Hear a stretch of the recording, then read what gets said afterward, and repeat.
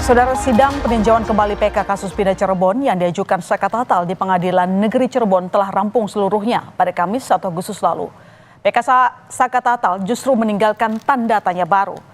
Ini karena salah satu saksi yang dihadirkan Saka Tatal menyebut bahwa kematian Vina dan Eki 8 tahun lalu akibat kecelakaan bukan pembunuhan. Tentu saja kesaksian ini menuai perdebatan. Jaksa penuntut umum maupun pihak keluarga Vina yakin Vina meninggal karena dibunuh, bukan korban kecelakaan. Lantas mana yang benar? Teka-teki kematian Vina dan Eki seakan menjadi semakin rumit untuk dipecahkan. Apakah benar Vina dan Eki meninggal karena kecelakaan, bukan karena pembunuhan? Jawaban atas putusan PK akan ditentukan oleh pihak Mahkamah Agung. Salah satu saksi ahli yang dihadirkan dalam PK Saka Tatal untuk kasus pembunuhan Vina dan Eki adalah mantan Kabareskrim Susno Duaji. Dalam sidang, Susno Duaji meyakini hasil penyidikan Polres Cirebon yang menyebut penyebab kematian Vina dan Eki karena kecelakaan bukan pembunuhan. Dalam kesaksiannya, Susno mengatakan bukti-bukti terkait kasus kematian Vina dan Eki masih belum cukup kuat untuk menunjukkan adanya unsur pembunuhan. Susno juga mempertanyakan tidak ada tempat kejadian perkara pembunuhan yang jelas dalam kasus tewasnya Vina dan Eki tahun 8 tahun silam, saudara, maksud saya. Selain itu, melihat dari bukti foto yang diajukan kuasa hukum Saka Tatal dalam sidang PK, dinilai menunjukkan jika penyebab kematian bukan karena pembunuhan. Dan itu sudah diproses, mereka tentukan kecelakaan lalu lintas. Dan tidak berat-berat amat gitu, untuk menentukan peristiwa itu kecelakaan lalu lintas. Untuk lalu lintas level polsek saja bisa, apalagi lalu lintas level polres. Itu udah benar menurut saya. Dan saya melihat foto-foto yang ada, kemudian saya melihat dan membaca berkas yang ada untuk pembunuhan di Cirebon yang sudah mempunyai kekuatan hukum tetap, saya tidak melihat itu ada peristiwanya.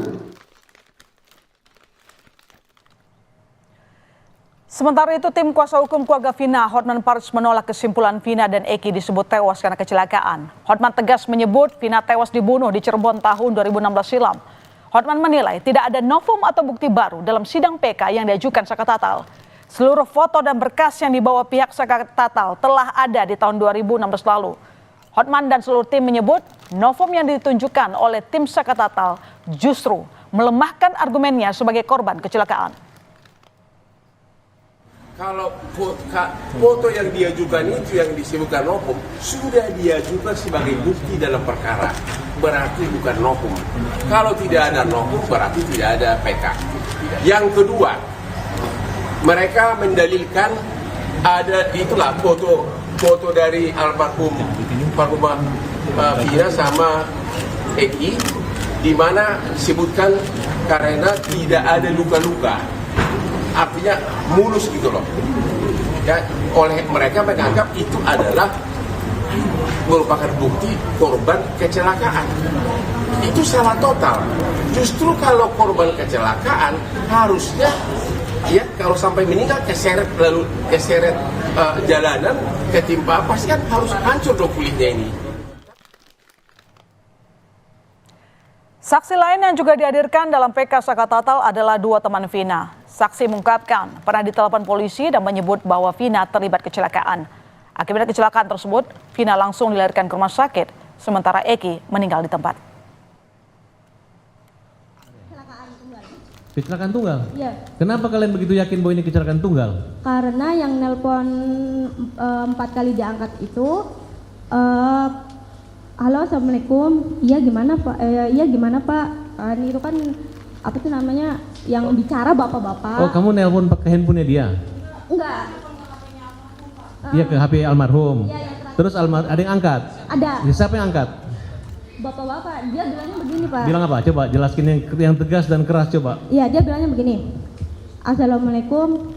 Halo, di mana Vinanya? Kan aku negesinya cuma Vinanya aja sih pak. Nah pas begitu tuh dia langsung ngomongnya gini. Assalamualaikum, saya dari Polsek Talun ingin mengabarkan kalau Ananda Vina sama Eki kecelakaan tunggal di jembatan flyover Talun. yang perempuannya dibawa ke rumah sakit Gunung Jati, yang laki-lakinya meninggal di tempat. Itu kamu yang telepon itu ke nomor Vina? Iya. Merespons sidang PK Saka Tatal yang membawa sejumlah bukti baru dan mengklaim Vina dan Eki tewas karena kecelakaan, keluarga Vina masih meyakini Vina tewas karena dibunuh. Kakak Vina, Marliana, menemukan sejumlah luka tidak wajar saat melihat jasad Vina. Namun Marliana juga membenarkan tidak ditemukan luka bekas tusukan dalam jasad Vina. Keluarga Vina berharap Polri bisa membentuk tim pencari fakta untuk mengungkap penyebab kematian Vina dan Eki yang sebenarnya. Kan kalau dari keluarga sendiri meyakini ya tetap ini pembunuhan gitu. Saya alami itu ya menurut saya jauh dari kata kecelakaan. Apa sih yang bikin yakin itu pembunuhan, Pak? Ada luka tusuk atau gimana? Kalau luka tusuk sih nggak ada ya.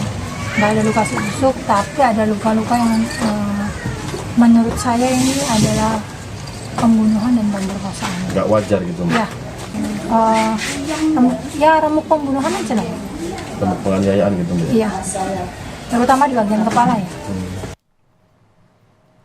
Kita lihat lagi sejenak saudara ke belakang bagaimana kronologi tewasnya Vina dan Eki pada tahun 2016 silam. Di mana memang saudara ada cerita yang berubah-ubah dari kasus meninggalnya Vina dan Eki.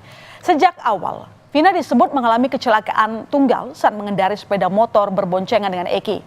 Vina dan Eki dilaporkan menabrak tiang listrik dan trotoar di jembatan flyover yang berada di lajur arah Majasan, Kota Cirebon. Namun, pihak keluarga curiga lantaran ditemukannya luka di sekujur tubuh Vina yang sangat parah. Dari kecurigaan inilah terungkap saat itu Vina dan Eki disebut-sebut dibunuh oleh 11 orang geng motor 27 Agustus 2016. Berdasarkan keterangan Kapolres Cirebon Kota yang saat itu dijabat AKBP Indra Zafar saat menggelar konferensi pers 6 hari setelah peristiwa terjadi. Vina dan Eki diketahui tengah berkeliling dengan geng motornya. Dan tiba-tiba saudara mereka diserang oleh anggota geng motor lain. Berujung kejadian Vina dan Eki dipukuli oleh para pelaku hingga meninggal dunia. Setelahnya Vina dan Eki ditemukan di jembatan layang. Tujuannya untuk mengelabui bahwa seakan-akan kedua korban meninggal dunia karena mengalami kecelakaan tunggal. Ya saudara, kita kembali ke sidang PK Saka Tatal. Jaksa penuntut umum menolak seluruh novum atau bukti baru yang diajukan oleh pihak Saka Tatal terkait kasus kematian Vina dan Eki. Jaksa tetap meyakini apa yang terjadi pada Eki dan Vina tahun 2016 silam adalah pembunuhan, bukan kecelakaan seperti yang disimpulkan pihak Saka Tatal. Hal ini didasari dari fakta-fakta serta putusan sidang yang telah inkrah terdahulu. Sementara pihak Saka Tatal yakin Mahkamah Agung akan mengabulkan permohonan PK Saka Tatal. Apalagi saksi ataupun ahli yang dihadirkan menguatkan novum yang pernah dibacakan yang memperkuat kesimpulan bahwa kematian Vina dan Eki adalah kecelakaan, bukan pembunuhan. Pemohon itu mengajukan novum terkait adalah peristiwa kecelakaan lalu lintas. Tentu saja kami harus menolak hal tersebut karena kami tetap sampai saat ini berkeyakinan bahwa peristiwa itu adalah peristiwa pembunuhan dan bukan peristiwa kecelakaan lalu lintas seperti yang disampaikan oleh pemohon. Kabur mengatakan saya yakin, tapi saya tanya mereka, kalian masih yakin bahwa ini pembunuhan dan pemerkosaan kan? Ya kan? Artinya sih yakin dengan kondisi seperti ini, dengan Dede mencabut, Teguh mencabut, semua mencabut. Widya Mega terus, hadir. Iya, Widya Mega hadir, semua apa masih yakin? Kita ini bukan menarik, padahal ngarang-ngarang loh pembunuh dibilang kecelakaan. Justru visum di Sunan Gunung Jati itu adalah kecelakaan. Upaya Saka Tatal mengembalikan nama baiknya tidaklah mudah. Dalam program Rosi Saudara, Guru Besar Hukum Pidana Universitas Indonesia, Profesor Harkristuti Harkrisnowo menyebut tidak mudah bagi mantan terpidana Saka Tatal untuk mengubah penyebab kematian Vina dan Eki. Harkristuti menjelaskan perlu bukti baru yang cukup untuk membuktikan dugaan kecelakaan yang sebelumnya adalah pembunuhan dalam sidang PK kasus Vina dan Eki. Pasalnya, dalam penyidikan polisi sebelumnya, belum ada penyelidikan terkait kasus kecelakaan Vina dan Eki. Adalah novum, sesuatu yang baru yang tidak diketahui sebelumnya oleh pengadilan sehingga ini layak untuk bisa membebaskan terdakwa kira-kira gitu ya. Nah tapi dalam hal ini kan sesuatu yang sudah diputuskan oleh pengadilan sebagai pembunuhan itu berawal dari kecurigaan polisi tadi ya bahwa itu suatu kecelakaan. Masalahnya adalah waktu itu dianggap kecelakaan tidak ada penyidikan. Harusnya kan kalau memang itu diduga ada kecelakaan, ada penyidikan, tapi ternyata tidak ada, sehingga memang sama sekali tidak ada bukti bahwa itu adalah suatu accident, suatu kecelakaan. Ini yang menyulitkan. Apalagi kemudian diputus bahwa itu adalah pembunuhan. Sehingga ketika Sakatata kuasa hukumnya kembali mengatakan bahwa ini adalah suatu kecelakaan, buat saya itu bukan sesuatu yang mudah untuk dibuktikan. Saudara Ibtu Rudiana melaporkan Deddy Mulyadi, Dede dan Liga Akbar ke Polda Jawa Barat. Laporan itu terkait dugaan fitnah, pencemaran nama baik, dan penyebaran berita bohong. Ketiganya dilaporkan dengan pasal 27 ayat 3 Undang-Undang Informasi Transaksi Elektronik atau ITE. Kami tetap terganggu dengan hal-hal yang menyerang nama baik Pak Rudiana. Seolah-olah ini semua disetting oleh Pak Rudiana, seolah-olah ini semua diarahkan oleh Pak Rudiana. Itu sama sekali tidak mungkin ya, tidak mungkin itu dilakukan oleh seorang Rudiana. Oleh karena itu kami sudah melaporkan pada tanggal berapa ini? Tanggal 24 Juli tahun 2024 3 orang ya. Yang pertama Pak Deddy Mulyadi, yang kedua Saudara Dede, dan yang ketiga Liga Akbar. Atas hoaks dan hal-hal yang mereka sampaikan di media yang menurut kami tidak sesuai dengan fakta hukum dan tidak sesuai dengan fakta putusan yang sudah berkekuatan hukum tetap. Deddy Mulyadi lantas menanggapi laporan pihak Ibtu Rudiana terhadap dirinya ke Polda Jawa Barat. Deddy menyebut laporan yang ditunjukkan pada dirinya adalah laporan yang aneh. Meski begitu, Deddy mengatakan tetap akan kooperatif jika nanti dipanggil untuk dimintai keterangan.